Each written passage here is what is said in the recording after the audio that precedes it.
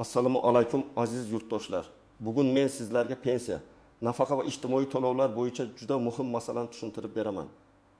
Gap 1 avgustdan kutilayotgan pensiya oshirilishi, ya'ni ikkinchi indeksatsiya haqida ketmoqda.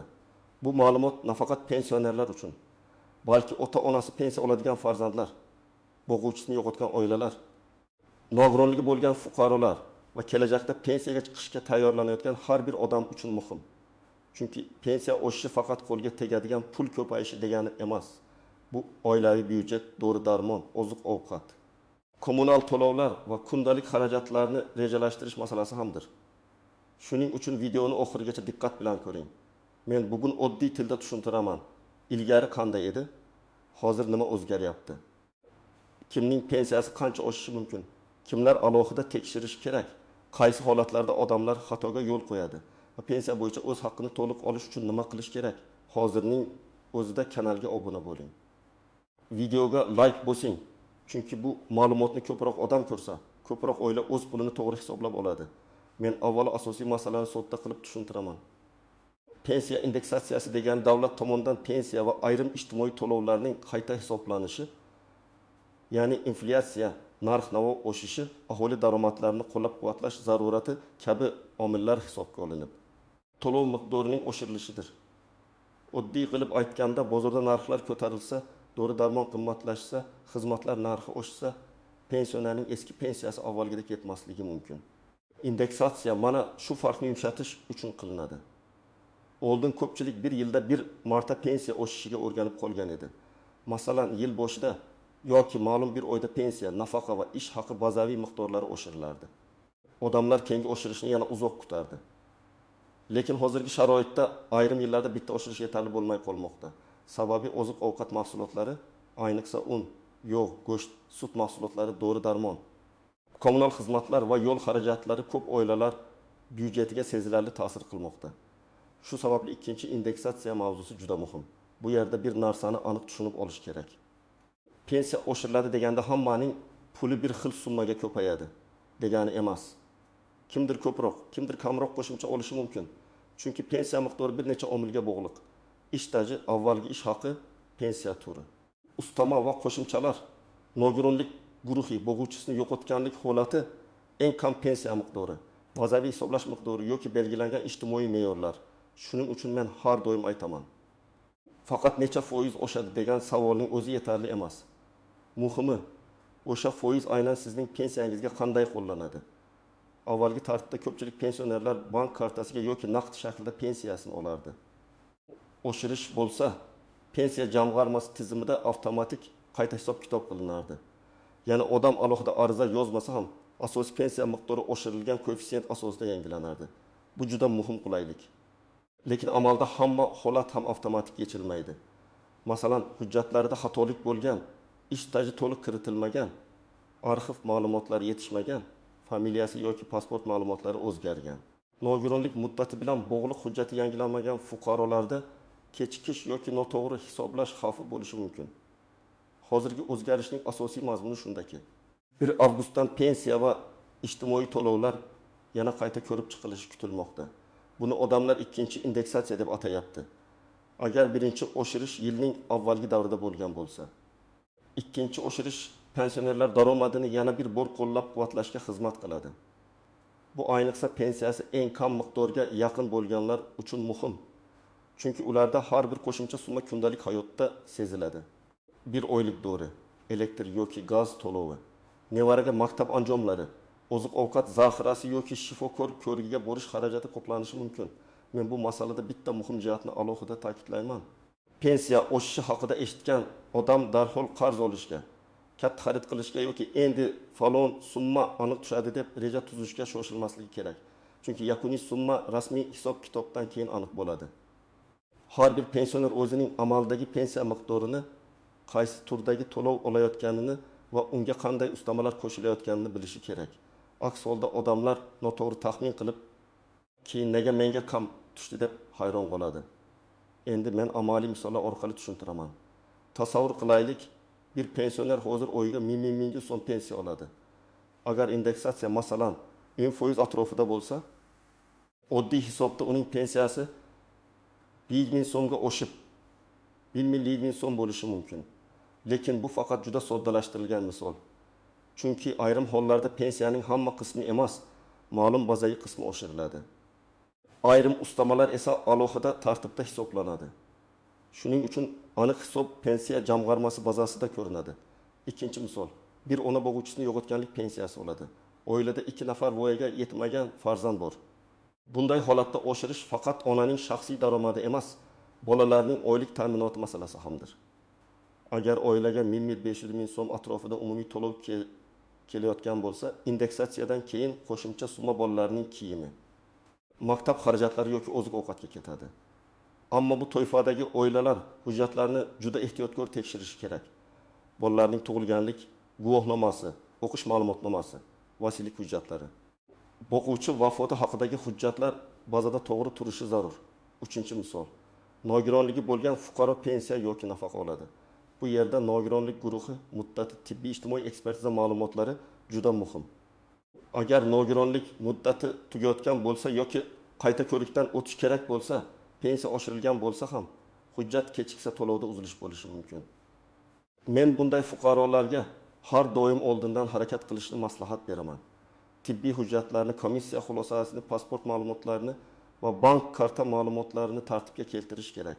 4-misol.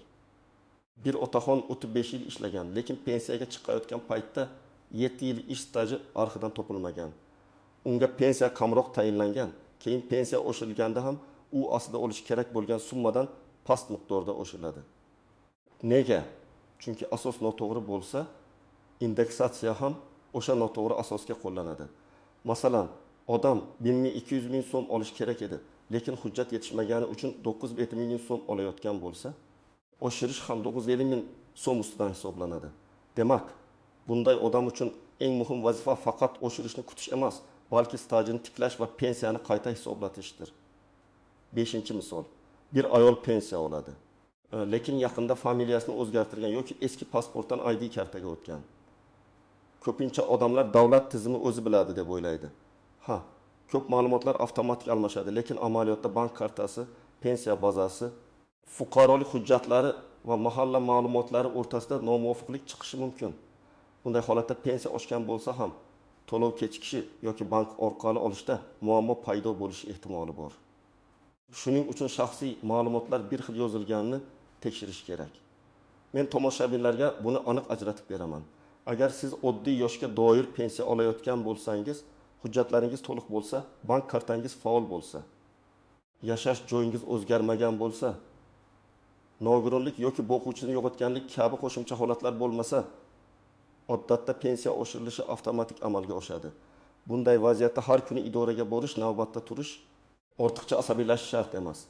Siz faqat oy boshida yoki to'lov sanasida kartangizga tushgan summani tekshirasiz. Oldingi oy bilan solishtirasiz. Ammo xavotir olishi va tekshirish kerak bo'lgan toifalar bor. Birinchisi, pensiyasida oldindan norozi bo'lganlar. Ya'ni mening stajim ko'p edi, lekin pensiyam kam chiqdi degan odamlar. Ikkinchisi, yaqinda pensiyaga chiqqanlar. Chunki yangi tayinlangan pensiyada dastlabki hisob-kitobda arxiv ma'lumotlari to'liq bo'lmasligi mumkin. Uchinchisi, boshqa hududga ko'chganlar. To'rtinchisi, bank kartasi almashtirilgan yoki muddati tugaganlar. Beshinchisi, nogironlik guruhi qayta tasdiqlanishi kerak bo'lganlar. Oltinchisi, boquvchisini yo'qotganlik pensiyasi olayotgan oilalar. Ayniqsa farzand 10 yoshga yaqinlashgan bo'lsa yoki o'qishda davom etayotgan bo'lsa. Farzand bo'yinbek yoshga to'lgandan keyin ayrim to'lovlar avtomatik to'xtashi yoki qo'shimcha ma'lumotnoma talab qilinishi mumkin. Agar bola kollej, texnikum yoki oliy ta'lim muassasasida kunduzgi bo'limda o'qiyotgan bo'lsa. Ayrim hollarda to'lov davom etishi uchun o'qish joyidan ma'lumotnoma kerak bo'ladi. Agar bu hujjat vaqtida taqdim etilmasa, oila pensiya oshadi deb kutib turgan paytda aksincha to'lov kamayib qolishi yoki to'xtashi mumkin. Mana shunday nozik nuqtalar ko'pchilikka oldindan aytilmagani uchun odamlar keyin qiynaladi. Pensiya masalasida eng katta xato shuki, odamlar hammani bir xil deb o'ylaydi. Aslida pensiya tizimida turli toifalar bor. Yoshga doir pensiya, nogironlik pensiyasi, boquvchisini yo'qotganlik pensiyasi, ijtimoiy nafaqa, ish stajiga bog'liq ustamalar, ayrim kasb egalari uchun imtiyozli tartiblar, urush yoki mehnat faxriylari, yolg'iz keksalar. alohida parvarishga muhtoj shaxslar bo'yicha farqlar mavjud bo'lishi mumkin. Shu sababli bir qo'shningizning pensiyasi 200 million so'mga oshib, sizniki 20 million so'mga oshsa, bu darhol xato degani emas. Avval asosiy pensiya summasi, to'lov turi va qo'shimcha ustamalar qanday hisoblanganini ko'rish kerak. Yana bir nozik masala. Pensiya oshirilgan oy bilan pul qo'lga tegadigan oy har doim ham odam o'ylagandek bo'lmasligi mumkin. Masalan, 1 avgustdan oshiriladi deyilsa, bu avgust oyidan boshlab hisoblanadi. Lekin to'lov sanasi, bank amaliyoti, dam olish kunlari, hududiy jadval yoki texnik qayta hisob-kitob sababli ayrim fuqarolarga pul bir necha kun farq bilan tushishi mumkin. Bu kechikish har doim ham muammo degani emas. Lekin agar oy oxirigacha ham farq tushmasa yoki summa umuman o'zgarmasa, albatta tekshirish kerak. Yashirin muammolardan yana bir ortiqcha to'lov masalasidir. Ba'zan hujjatdagi xato yoki kechikkan ma'lumot sababli odamga ortiqcha pul hisoblanib qolishi mumkin. Ko'pchilik davlat berdi, demak meniki deb o'ylaydi. Lekin keyin tekshiruvda ortiqcha to'lov aniqlansa, uni qaytarish talabi qo'yilishi mumkin. Shuning uchun agar sizga odatdagidan juda katta summa tushsa, masalan, har oy 100 ming so'm olgan bo'lsangiz, birdan 30 ming so'm tushsa, darhol sababini aniqlang. Bu 2 oylik farq. Qayta hisob-kitob yoki qarzdorlik yopilishi bo'lishi mumkin, lekin xato ham bo'lishi ehtimoldan xoli emas. Yana bir ko'p uchraydigan holat. Odam pensiya oshganini eshitib, qarindoshining yoki qo'shnisining aytganiga qarab xulosa qiladi. Men ekspert sifatida bunday qilmaslikni maslahat beraman. Sizning pensiyangiz faqat sizning ma'lumotlaringiz asosida hisoblanadi. Qo'shningiz bilan yoshingiz bir xil bo'lishi mumkin, lekin ish staji, rasmiy ish haqi, pensiyaga chiqqan sana, kasb toifasi, hujjatlari va ustamalari boshqa bo'ladi. Shuning uchun taqqoslash faqat umumiy tushuncha beradi, aniq javob bermaydi. Endi eng muhim qismga o'tamiz. Siz nima qilishingiz kerak? Birinchi qadam. Hozirgi pensiya miqdoringizni aniq yozib qo'ying. Kartaga qancha tushyapti, naqd olsangiz qancha berilyapti, qaysi sanada olasiz, bularni belgilab qo'ying. Keyin avgustdan keyingi to'lov kelganda eski summa bilan solishtiring. Farqni ko'ring. Agar oshirish e'lon qilingan bo'lsa-yu, sizda umuman o'zgarish bo'lmasa, bu tekshirish uchun asos bo'ladi. Ikkinchi qadam, hujjatlaringizni tartibga keltiring. Sizda pasport yoki ID karta, pensiya guvohnomasi yoki pensiya tayinlangani haqidagi ma'lumot, bank kartasi rekvizitlari, mehnat daftarchasi, arxiv ma'lumotlari, nikoh yoki familiya o'zgarishi hujjatlari, nogironlik bo'yicha tibbiy xulosa. Boquvchisini yo'qotganlik holatida o'lim guvohnomasi va farzandlarining hujjatlari bo'lishi kerak. Hamma odamga ham hamma hujjat kerak emas, lekin sizning vaziyatingizga tegishli tayyor tursa, idoraga borganda vaqtingiz ketmaydi. Uchinchi qadam, pensiya jamg'armasining tuman yoki shahar bo'limiga murojaat qilish tartibini biling. Murojaat qilganda pensiyam oshmadi deb umumiy aytish kamlik qiladi. Aniq yozing. Menga 1 avgustdan pensiya indeksatsiyasi qo'llangan-qo'llanmaganini tekshirib berishingizni, pensiyamning amaldagi miqdori va qayta hisob-kitob asoslarini tushuntirib berishingizni so'rayman. Agar staj bo'yicha shubhangiz bo'lsa, ish stajim to'liq hisobga olinganini tekshirishni so'rayman deb yozing. Agar arxiv hujjati topilgan bo'lsa, uni ilova qiling va pensiyani qayta hisoblashni so'rang. 4-qadam, bank kartangizni tekshiring. Karta muddat tugamaganmi? SMS xabarnoma ulanganmi? Karta bloklanmaganmi? Bank rekvizitlari o'zgarmaganmi? Shuni aniqlang. Ba'zan odam pensiya tushmadi deb o'ylaydi. Aslida karta almashtirilgan. Eski karta yopilgan yoki bank tizimida texnik muammo bo'lgan bo'ladi. Ayniqsa keksa ota-onangizning kartasi farzandlar qo'lida bo'lsa, har oy tushumlarni shaffof tekshirib boring. Bu masalada ishonch yaxshi. Lekin hisob-kitob aniq bo'lishi undan ham yaxshi. 5-qadam, agar sizning ota-onangiz yoki yaqin qarindoshingiz yoshi katta bo'lsa, ularga yordam bering. Ko'p keksalar telefon orqali ilova ishlata olmaydi. Onlayn xizmatlarga kira olmaydi. Hujjat nomlarini farqlashda qiynaladi.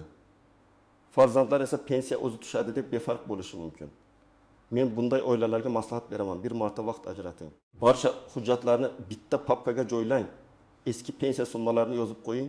Avgustdan keyingi summani tekshiring. Agar farq bo'lmasa, tuman pensiya bo'limiga birga boring. 6-qadam, og'zaki gap bilan cheklanib qolmang. Agar muammo jiddiy bo'lsa, yozma murojaat qiling. Yozma murojaatda ismingiz, familiyangiz, JSHSH raqamingiz, yashash manzilingiz, telefon raqamingiz, pensiya turi va muammo mazmunini ko'rsating. Masalan, men yoshga doir pensiya olaman. 1 avgustdan pensiyalar indeksatsiya qilingani haqida ma'lumot berildi. Mening pensiyam miqdori o'zgarmagan. Shu holatni tekshirib, qayta hisob-kitob natijasini yozma ravishda ma'lum qilishingizni so'rayman. Bunday murojaat aniq bo'lsa, javob ham aniqroq bo'ladi. 7-qadam firibgarlardan ehtiyot bo'ling. Pensiya oshirilishi haqida xabarlar chiqqanda ayrim noma'lum shaxslar pulni tezlashtirib beramiz. Karta raqamingizni yuboring, SMS kodini ayting. Pensiya qo'shimchasini chiqarib beramiz deb qo'ng'iroq qilishi mumkin. Men qat'iy ogohlantiraman. Hech kimga SMS kod bermang. Bank kartangizning to'liq ma'lumotlarini aytmang. Telefon orqali kelgan havolalarga kirmang. Pensiya bo'yicha rasmiy ishlar faqat vakolatli tashkilotlar, rasmiy portal yoki tuman bo'limi orqali hal qilinadi. Sizning pulingizni himoya qilish birinchi navbatda o'zingizning ehtiyotkorligingizga bog'liq. Yana bir muhim maslahat. Pensiya oshganidan keyin oilaviy byudjetni qayta ko'rib chiqing. Qo'shimcha pul kelishi bilan hammasini bir kunda sarflab yubormang. Avvalo doimiy zarur xarajatlarni ajrating. Dori-darmon, oziq-ovqat, kommunal to'lovlar, qarz bo'lsa qarz, keyin qolgani mayda ehtiyojlarga rejalashtiring. Agar qo'shimcha 1000 yoki 1000 so'm tushsa ham, bu pul bir oy davomida to'g'ri taqsimlansa, sezilarli yordam beradi. Ayniqsa surunkali kasalligi bor pensionerlar dori xarajatlarni oldindan yozib borishi kerak. Aziz tomoshabinlar, 1 avgustdan kutilayotgan pensiya oshirilishi va ikkinchi indeksatsiya masalasi har bir oilaga tegishli. Men bugun sizga eng muhim jihatlarni tushuntirdim. Pensiya oshishi hamma uchun bir xil hisoblanmaydi. Yakuniy summa pensiya turi, staj, ustama, hujjatlar va bazadagi ma'lumotlarga bog'liq. Hujjatlari to'liq, kartasi faol. Oddiy yoshga doir pensiya olayotgan fuqarolarda odatda jarayon avtomatik bo'ladi. Lekin stajida muammo borlar. Nogironlik hujjati yangilanishi kerak bo'lganlar, boquvchisini yo'qotganlik pensiyasi olayotgan oilalar, yaqinda ko'chganlar yoki bank kartasini almashtirganlar albatta tekshirish kerak. Mening asosiy tavsiyam shuki, kutib o'tirmang, lekin vahima ham qilmang. Hozirgi pensiyangizni yozib qo'ying. Avgustdan keyingi tushumni solishtiring. Hujjatlaringizni tayyorlang. Kerak bo'lsa, pensiya jamg'armasiga yozma murojaat qiling. Shunda siz o'z haqqingizni aniq bilasiz va noto'g'ri hisob-kitob bo'lsa, vaqtda tuzatish imkoniga ega bo'lasiz. Sizning fikringiz men uchun muhim. Pensiyangiz yetarlimi oshirilsa qancha yordam bo'ladi? Sizning hududingizda pensionerlar eng ko'p qaysi muammoga duch kelmoqda? Izohlarda yozib qoldiring. Videoga like bosing, kanalga obuna bo'ling va bu ma'lumotni ota-onangiz, qarindoshlaringiz, qo'shnilaringiz bilan ulashing. Chunki pensiya masalasida xabardor odam o'z haqqini yaxshiroq himoya qiladi.